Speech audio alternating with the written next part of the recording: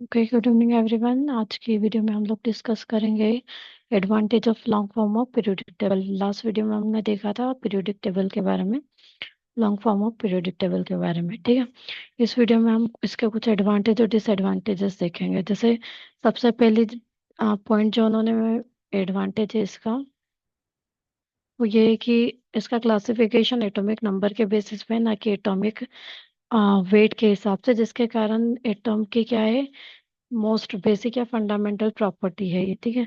Next है isotope. Isotope के बारे में अगर हम देखें तो आइसोटोप क्या होता है, हमें सबको पता है। जिसका एटॉमिक नंबर सेम होता है लेकिन एटॉमिक मास क्या होता है, अलग होता है। इसके कारण कॉन्फ्लिक्ट भी आ रहे थे पहले कि एटॉमिक मास हाइड्रोजन का जो है वो अलग अलग होता है, हमें भी पता है। वो नंबर सेम होता है तो मास के हिसाब से हम लोग उसे पोजीशन नहीं दे पा रहे थे टेबल में। बट जब ये क्लासिफिकेशन एटॉमिक नंबर के बेसिस पे हुआ तब हम लोग क्लियरली उसको पोजीशन दे पाए थे एटॉमिक नंबर में, क्योंकि एक सिंगल एलिमेंट को पोजीशन देना इजी होता है मल्टीपल की जगह। ठीक है।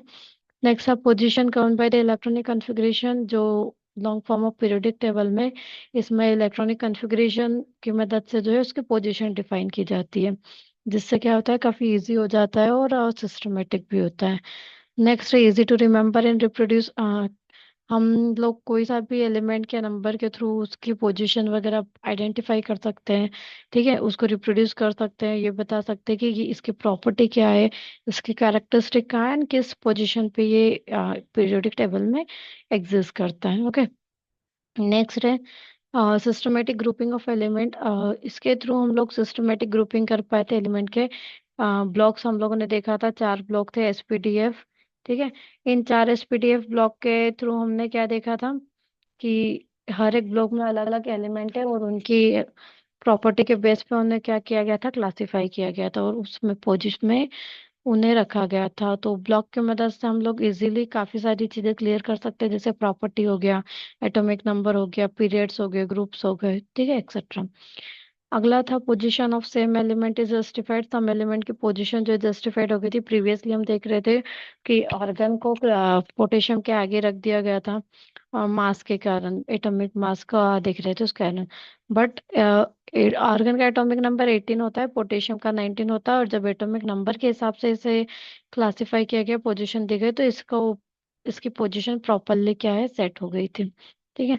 नेक्स्ट है लैंथेनाइट एक्टिनाइट सीरीज को सेपरेटली रखा गया था।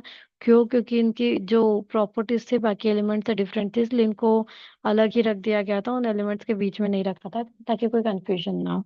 नेक्स्ट है defect of long period, long form of periodic table के डिफेक्ट क्या है। ठीक है। तो एक तो प्रॉब्लम ये थी इसमें कि जो हाइड्रोजन एटम थे, ठीक, उनकी पोजीशन क्लियर नहीं हो पा रही थी, क्योंकि हम लोग प्रॉपर्टी के बेसिस पे आइडेंटिफाई कर रहे थे, पोजीशन उन्होंने प्लेस कर रहे थे। ठीक है।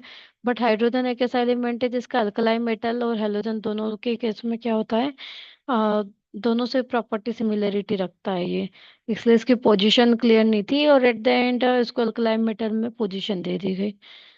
Next lanthanide actinide. एक्टिनाइट को मेन पीरियोडिक टेबल की जो बॉडी है उसमें प्लेस नहीं कर पाए थे, इन्होंने लेंथेनाइट एक्टिनाइट के लिए अलग से पोजीशन बना के उसमें उसे प्लेस किया था। ठीक है। तो काफी यूजफुल है long form of periodic table. उसके अलावा कुछ डिफेक्ट्स भी है, वो तो हर केस में होते हैं। वीडियो का कंटेंट समझ में आया तो लाइक शेयर सब्सक्राइब करें, और कुछ और पढ़ना है नया तो कमेंट सेक्शन में जरूर बताएं। Thank you.